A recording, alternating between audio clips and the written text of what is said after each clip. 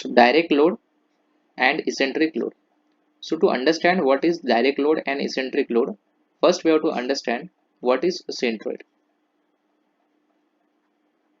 So write down the definition of centroid. Centroid is a point.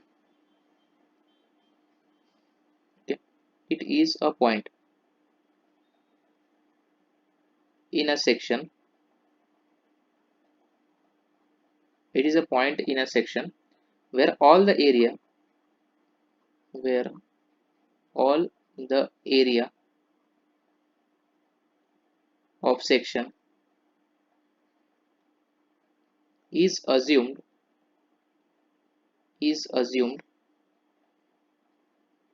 to be concentrated,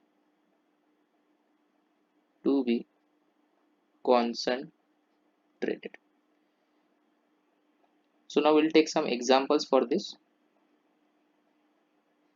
So the first example is centroid of a rectangle. Centroid of a rectangle. So let's draw a rectangle here.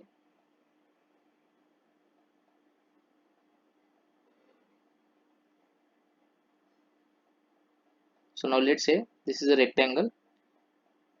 For this rectangle, we have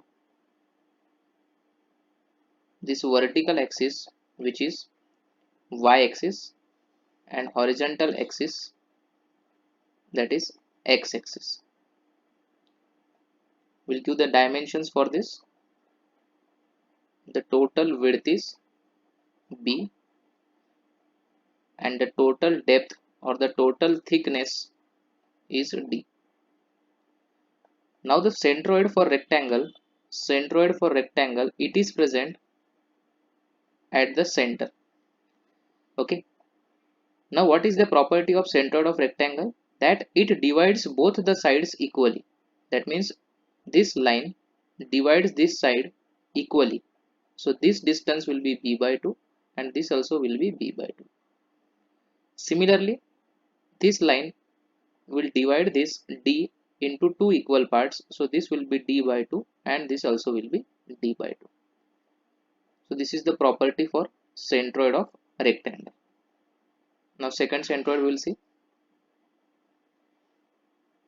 that is centroid for circle.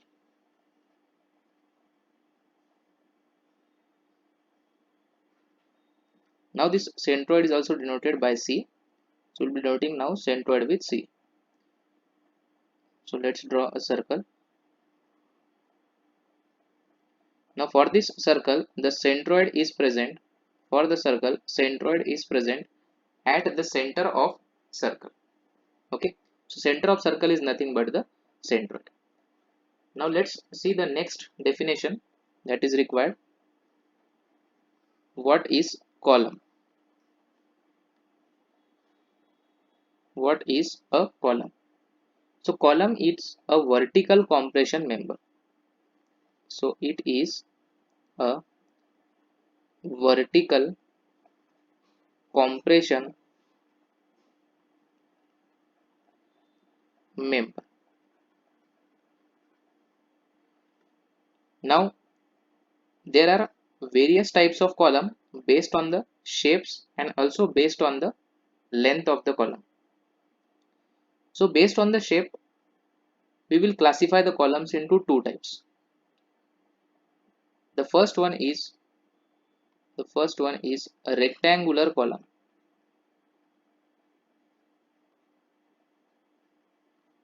A rectangular column. And the second one is circular column.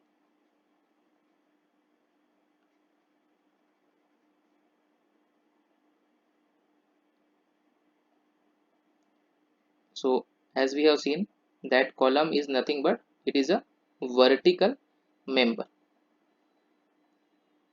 So this also is a column. So it will also be a vertical member. Now how to identify whether this column is rectangular or circular? This we can see in the plan or the top view. So for circular column, the plan or the top view will be circular, and for rectangular it will be a rectangle. So if we see it from the top, that is if we are seeing it from here, then we will see it as a rectangular in shape. So this is plan and this is elevation. Similarly for circular column, it will be circle. Now there is one thing that we have to see here at this point. So this is the centroid for rectangle and this is the centroid for circle. So a line which is passing through the centroid of the section, a line which is passing through the centroid of the section. Okay, this line is called as centroidal axis. Okay, write down this thing. So this line is called as centroidal axis. Similarly, this is also called as centroidal axis, the axis which is passing through the centroid of the section. Now we will see what is direct load and eccentric load. Now direct load is nothing but it is a load, or we can say it is a point load which is acting at the centroid of the section. That means if a point load is acting at the centroid, so let's say I am drawing here one load, this is a point load. As you can see, this is acting at the centroid of the rectangular section. So if the load is acting at the centroid of the section, then such load is called as direct load. And then what is eccentric load?